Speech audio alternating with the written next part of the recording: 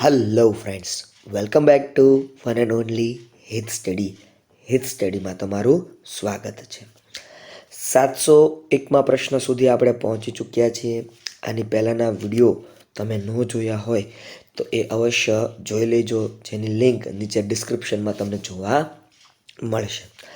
બંગાળના કયા ક્રાંતિકારીએ જેલવાસ દરમિયાન આજીવન ઉપવાસથી શહીદીને વહોરી લીધી હતી?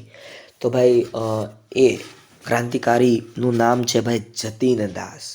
બરાબર, જતીન દાસ એક એવા ક્રાંતિકારી હતા કે જેણે આજીવન ઉપવાસથી શહીદી વહોરી લીધી. મતલબ કે જ્યારે એમને જેલવાસ થયો ત્યારથી તેઓ ઉપવાસ ઉપર ઉતર્યા હતા અને 64 દિવસ સુધી તેઓએ ઉપવાસ કર્યો અને તેઓ ભાઈ શું કહેવાય કે શહીદી પ્રાપ્ત કરી લીધી હતી ભાઈ. તો આવા પણ ક્રાંતિકારીઓ હતા જેને આપણે અવશ્ય યાદ રાખવા જોઈએ ભાઈ. સવિનય કાનૂન ભંગની ચળવળ, સવિનય કાનૂન ભંગની ચળવળ કઈ સાલમાં શરૂ થઈ? તો ઈસવીસન 1930માં. ભાઈ સવિનય કાનૂન ભંગની ચળવળની વાત કરીએ તો 1930માં શરૂ થઈ. વિનય સાથે કાનૂનનો ભંગ, સવિનય કાનૂન ભંગ, આવું નામ રાખેલું છે ભાઈ. આગળના પ્રશ્નો તરફ વધીએ એ પહેલાં કહી દઉં તમને કે ભાઈ વિડીયો ગમતો હોય તો એક લાઈક આપી દેજો, શેર કરી દેજો, કમેન્ટ સેક્શનમાં તમારી કિંમતી કમેન્ટ અવશ્ય કરજો. સવિનય કાનૂન ભંગ આંદોલન સંદર્ભમાં ગાંધીજીએ કયા કાર્યક્રમ કે યોજનાની શરૂઆત કરી હતી? તો ભાઈ જે દાંડી યાત્રા થઈ, દાંડી કૂચ થઈ, તો એ ભાઈ સવિનય કાનૂન ભંગ આંદોલનના સંદર્ભમાં ગાંધીજીએ દાંડી માર્ચ, બરાબર, દાંડી યાત્રાનો આખો કાર્યક્રમ ભાઈ બનાવ્યો હતો. તો એ પણ એક યાદ રાખવા જેવી બાબત કહી શકાય ભાઈ. ગાંધીજીએ દાંડી કૂચ ક્યારે અને ક્યાંથી શરૂઆત કરી? ભાઈ ગાંધીજી દ્વારા દાંડી કૂચ અને એની શરૂઆત ક્યારથી થઈ, ક્યાંથી થઈ? બરાબર, આવા સવાલ આવી શકે આવનારી પરીક્ષાઓમાં. તો ભાઈ આનું સોલ્યુશન લાવીએ, આપણે જોઈએ, તપાસ કરીએ. અને હા, વિડીયોને લાઈક કરતા ન ભૂલતા. ભાઈ ગાંધીજીએ દાંડી કૂચ 12 માર્ચ 1930ના રોજ શરૂ કરી. ક્યારે શરૂ કરી ભાઈ? 12 માર્ચ 1930. હવે ક્યાંથી શરૂ કરી? તો સાબરમતી આશ્રમ અમદાવાદથી ભાઈ શરૂ કરી. સાબરમતી આશ્રમ અમદાવાદથી ભાઈ ગાંધીજીએ શું શરૂ કરી ભાઈ? તો દાંડી કૂચ શરૂ કરી ભાઈ. બરાબર, યાદ રાખજો ભાઈ. દાંડી કૂચમાં ગાંધીજીના કેટલા સાથીઓ જોડાયા હતા? ભાઈ દાંડી કૂચની વાત કરીએ તો દાંડી કૂચમાં ગાંધીજી સાથે 78, બરાબર, કેટલા ભાઈ? 78 લોકો જોડાયા હતા, સંકળાયેલા હતા ભાઈ. આવા સવાલો પણ પૂછાઈ શકે. અમદાવાદથી દાંડી વચ્ચેનું અંતર કેટલું થાય છે? ભાઈ ગણતરી કરીએ તો અમદાવાદથી લઈને દાંડી વચ્ચેનું અંતર 370 કિલોમીટર જેટલું થાય છે. કેટલું થાય છે ભાઈ?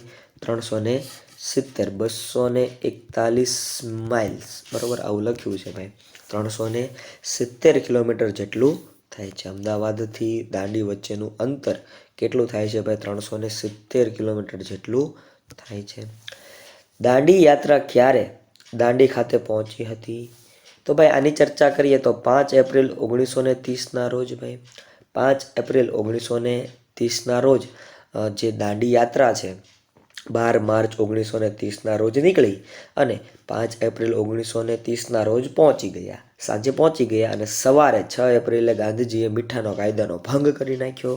બસ આની પછીનો એ જ સવાલ છે.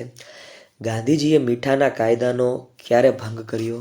તો ભાઈ ગાંધીજીએ વાત કરીએ તો મીઠાના કાયદાનો ભંગ 6 એપ્રિલ 1930ના રોજ કર્યો. ક્યારે કર્યો ભાઈ?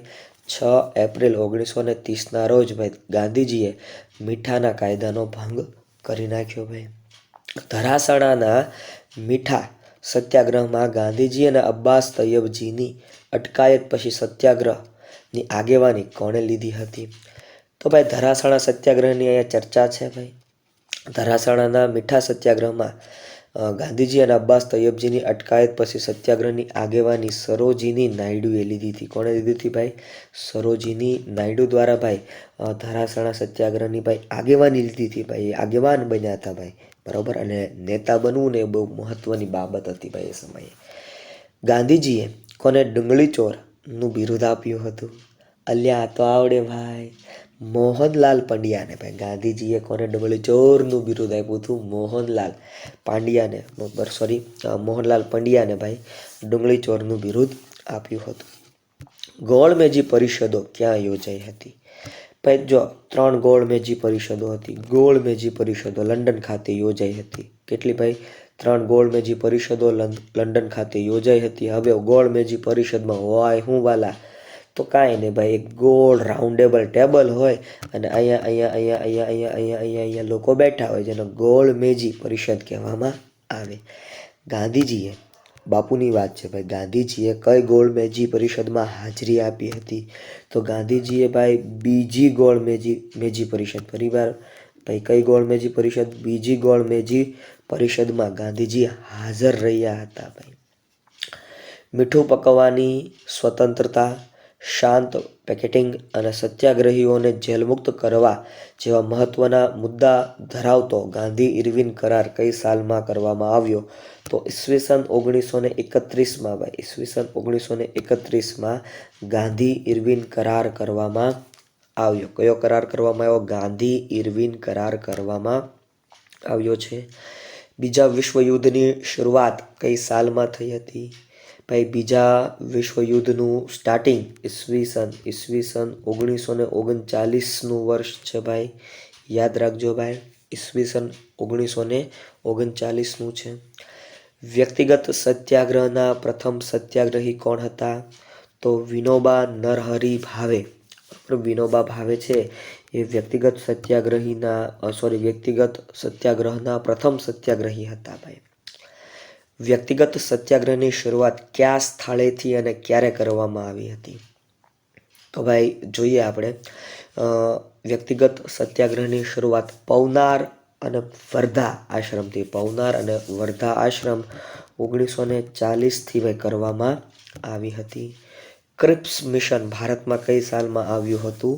તો ઈસવીસન 1942માં, ઈસવીસન 1942માં ભાઈ ક્રિપ્સ મિશન અમલમાં આવ્યું હતું.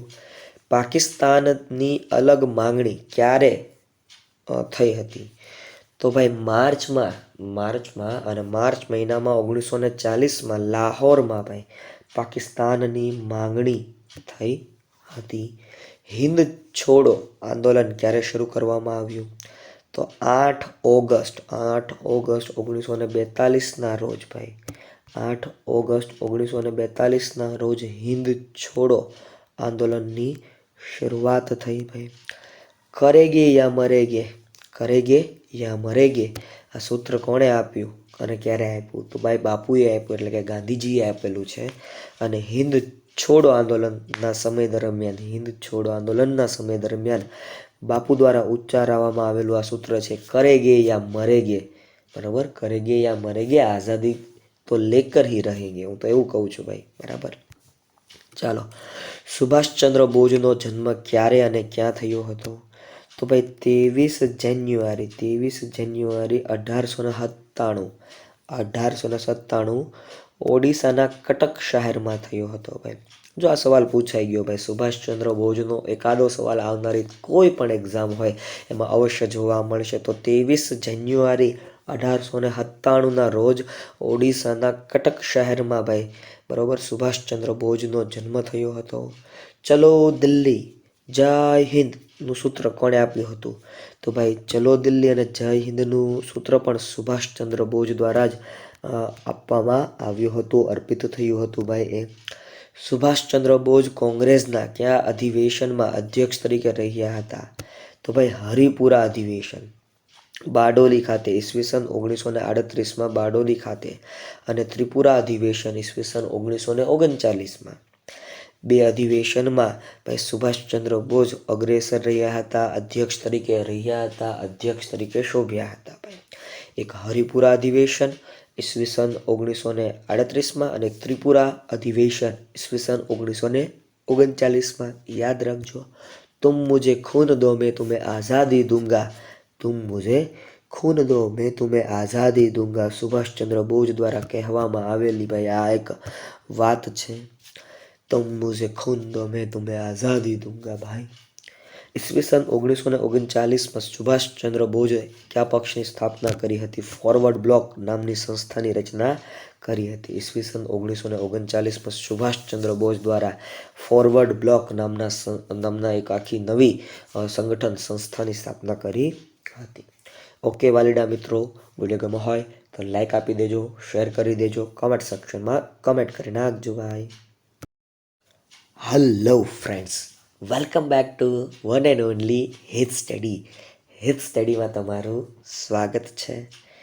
તો હું આજે લઈને આવી ગયો છું 726થી લઈને 750 સુધીના વન લાઇનર જીસીઆરટી એનસીઆરટી મિશ્રિત પ્રશ્નોની સિરીઝ. મિત્રો, આની પહેલાંના વિડીયોઝ ઘણા બધા બની ચૂક્યા છે. ન જોયા હોય તો એ વિડીયોને અવશ્ય જોઈ લેજો. કમેન્ટ સેક્શનમાં કમેન્ટ કરજો.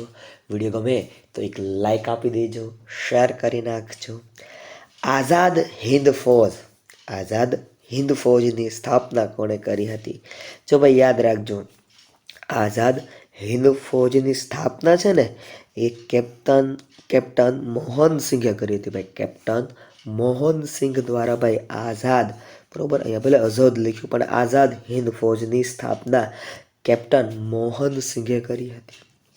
આઝાદ હિન્દ ફૌજની સ્ત્રીઓની અલગ અલગ લશ્કરી ટુકડીનું નામ જણાવી તેનું નેતૃત્વ કોણે કર્યું હતું એ પણ કહેવાનું છે ભાઈ.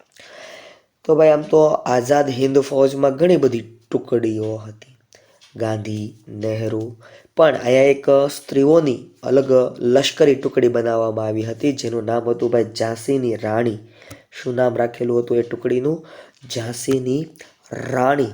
આવું એક ટુકડીનું નામ હતું. આના જે કેપ્ટન હતા, મતલબ કે જેના નેતૃત્વ કરનારા હતા, એ હતા કેપ્ટન લક્ષ્મી સહેગલ. કેપ્ટન લક્ષ્મી સહેગલ. યાદ રાખજો ભાઈ, આવા પ્રશ્નો પૂછાઈ શકે. નેતાજી કોનું હુલામણું નામ છે? તો સુભાષચંદ્ર બોઝનું, જેમનો જન્મ ઓડિશાના કટક શહેરમાં થયો હતો 12 જાન્યુઆરી 1897માં. તો એવા સુભાષચંદ્ર બોઝનું ભાઈ નેતાજી આવું હુલામણું નામ છે. શું નામ છે ભાઈ? નેતાજી. આવું એક હુલામણું એમનું નામ છે. જો હવે વાત આવી ભાઈ સુભાષચંદ્ર બોઝ આઝાદ હિન્દ ફૌજમાં ઊભી કરેલી લશ્કરી ટુકડીઓના નામ જણાવો. તો ભાઈ સુભાષ, ગાંધી, નહેરુ, આઝાદ કીધું ને મેં ભાઈ, આવી ટુકડીઓ હતી ભાઈ. સુભાષ ટુકડી, ગાંધી ટુકડી, નહેરુ ટુકડી, આઝાદ ટુકડી, બરાબર, ટુકડી. તો આવા ટુકડીઓના નામ હતા. અલગ અલગ એનું નેતૃત્વ કરનારા પણ હતા. તો ભાઈ એ પણ એક યાદ રાખજો ભાઈ. આવા સવાલો પણ તમારી આવનારી એક્ઝામમાં પૂછાઈ શકે, ડોક્યુ કરી જાય. મિત્રો, વિડીયો ગમે તો એક લાઈક કરી દો, શેર કરી દો, કમેન્ટ સેક્શનમાં તમારી કિંમતી કમેન્ટ કરવાનું ન ચૂકતા.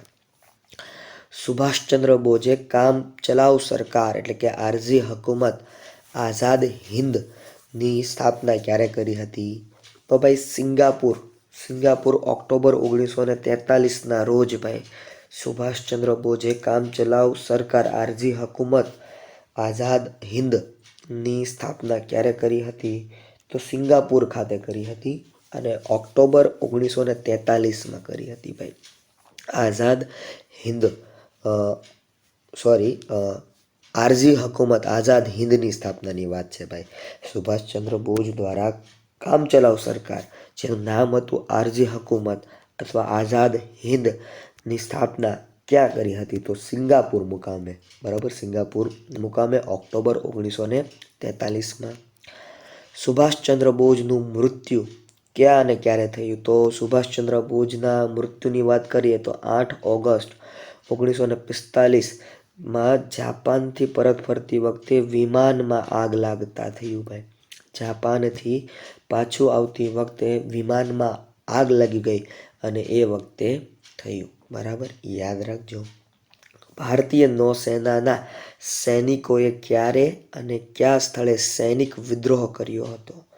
તો ઈસવીસન 1946માં મુંબઈ મુકામે ભાઈ ભારતીય નૌસેનાના સૈનિકોએ ક્યારે અને કયા સ્થળે સૈનિકોનો વિદ્રોહ શરૂ કર્યો હતો? તો ઈસવીસન 1946માં મુંબઈ મુકામે ભાઈ ઈસવીસન 1946માં મુંબઈ મુકામે ભાઈ સૈનિકોનો વિદ્રોહ શરૂ થયો હતો. યાદ રાખજો ભાઈ. કેબિનેટ મિશન કઈ સાલમાં ભારતમાં આવ્યું? તો કેબિનેટ મિશનની વાત કરીએ તો 1946માં કેબિનેટ મિશન ભારત ખાતે આવ્યું હતું. બંધારણની સભાની રચના માટે ક્યારે ચૂંટણીનું આયોજન કરવામાં આવ્યું હતું? તો જુલાઈ 1946ના રોજ ભાઈ ચૂંટણીનું આયોજન કરવામાં આવ્યું હતું. બંધારણ સભાની રચના કઈ સાલમાં કરવામાં આવી હતી? 9 ડિસેમ્બર 1946ના રોજ ભાઈ બંધારણ સભાની રચના કરવામાં આવી હતી. ભાઈ યાદ રાખજો, જો આવા સવાલો પૂછ્યા છે, ભારતમાં બંધારણ સભાની રચના કઈ સાલમાં કરવામાં આવી હતી? તો તારીખ સહિત કહી દીધું ભાઈ, તારીખ સહિત 9 ડિસેમ્બર 1946 ભાઈ. મુસ્લિમ લીગે 16 ઓગસ્ટ 1946ના દિવસને કયા દિવસ તરીકે ઉજવવાનું નક્કી કર્યું? તો ભાઈ સીધા પગલા દિન તરીકે ઉજવવાનું નક્કી કર્યું. કયા પગલા દિન? સીધા પગલા દિન તરીકે ભાઈ નક્કી કર્યું 16 ઓગસ્ટ 1946. ભારતના ભાગલાની યોજના કયા વાઇસરોયે રજૂ કરી હતી? તો માઉન્ટ બેટને ભાઈ ભારતના ભાગલાની યોજના કયા વાઇસરોયે રજૂ કરી હતી? તો માઉન્ટ બેટન દ્વારા ભાઈ ભારતના ભાગલાની યોજના રજૂ કરવામાં આવી હતી. કોના દ્વારા ભાઈ? માઉન્ટ બેટન દ્વારા ભારતના ભાગલાની યોજના રજૂ કરવામાં આવી હતી. માઉન્ટ બેટન યોજના પ્રમાણે વાત કરવી છે ભાઈ માઉન્ટ બેટન યોજનાની. તો ભાઈ માઉન્ટ બેટન યોજના લોર્ડ માઉન્ટેન બેટન દ્વારા ભાઈ આ યોજના લાવવામાં આવી એટલે એનું નામ ઉપરથી યોજનાનું નામ પડી ગયું. માઉન્ટ બેટન યોજના પ્રમાણે ક્યારે હિન્દ સ્વાતંત્ર્ય ધારો પસાર કરવામાં આવ્યો? તો જુલાઈ 1947માં ભાઈ હિન્દ સ્વાતંત્ર્ય ધારો પસાર કરવામાં આવ્યો ભાઈ. કયા ધારા અંતર્ગત હિન્દના બે ભાગલા ભારત અને પાકિસ્તાન થયા? તો હિન્દી સ્વાતંત્ર્ય ધારો 1947 ભાઈ. હિન્દ સ્વાતંત્ર્ય ધારો 1947ના દિવસથી બે ભાગલા પાડવાનું નક્કી થયું. કાયદો આવ્યો હતો. આ કાયદા અંતર્ગત ભારતના બે ભાગલા પડ્યા હતા ભાઈ. કયા દિવસે દિલ્હીના લાલ કિલ્લા પરથી બ્રિટનનો યુનિયન જેક એ બ્રિટનનો રાષ્ટ્રધ્વજ છે ઉતારી તેના સ્થાને ભારતનો ત્રિરંગો ફરકાવી ભારતને એક સ્વતંત્ર રાષ્ટ્રનો દરજ્જો આપવામાં આવ્યો? તો ભાઈ 16 ઓગસ્ટ 1947ની મધ્યરાત્રિ પછી એટલે કે 15મી ઓગસ્ટે ભાઈ ભારતમાં એમાંય દિલ્હીમાં અને એમાંય લાલ કિલ્લામાં અને એમાંય એનો જે બ્રિટનનો યુનિયન જેક હતો એ ઉતારીને ભારતનો જે તિરંગો હતો એ લહેરાવવામાં આવ્યો હતો. બ્રિટનનો રાષ્ટ્રધ્વજ કયા નામે ઓળખાય છે? તો યુનિયન જેક. શું કહેવાય છે એનું નામ? Union Jack. ભારત સ્વતંત્ર થયું ત્યારે બ્રિટનના વડાપ્રધાન કોણ હતા? તો ભાઈ જ્યારે ભારતે સ્વતંત્રતા મેળવી ત્યારે બ્રિટનના વડાપ્રધાન ક્લેમેન્ટ એટલી હતા. કોણ હતા ભાઈ? ક્લેમેન્ટ એટલી હતા ભાઈ. એ પણ એક યાદ રાખવા જેવો બાબત કહી શકાય. કલા શાસ્ત્રીઓએ કલાના કયા બે ભાગ પડે છે? તો ભાઈ દશકલા અને પ્રદર્શિત કલા. કલા શાસ્ત્રીઓ કલાના બે ભાગ પાડે છે. દ્રશ્ય કલા અને પ્રદર્શિત કલા. આ બે ભાગ એ લોકો કલાના પાડે છે ભાઈ. ગુજરાતમાં કચ્છના કયા મહારાજાએ ભુજમાં ઈસવીસન 1877થી 78માં કલા શાળાની શરૂઆત કરી હતી? તો મહારાવ પ્રાગમલજીએ. કોને કરી હતી ભાઈ? મહારાવ પ્રાગમલજીએ ભાઈ આ આખું એક આયોજન કર્યું હતું. અમદાવાદમાં કઈ વિદ્યાલયમાં ઈસવીસન ખાલી જગ્યામાં શિક્ષકોની તાલીમ માટેનો અભ્યાસક્રમ શરૂ કરવામાં આવ્યો હતો.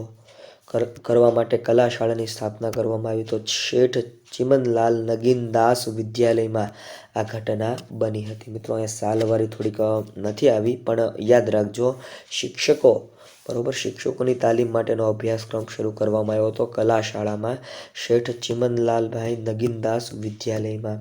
એ પણ એક યાદ રાખજો ભાઈ.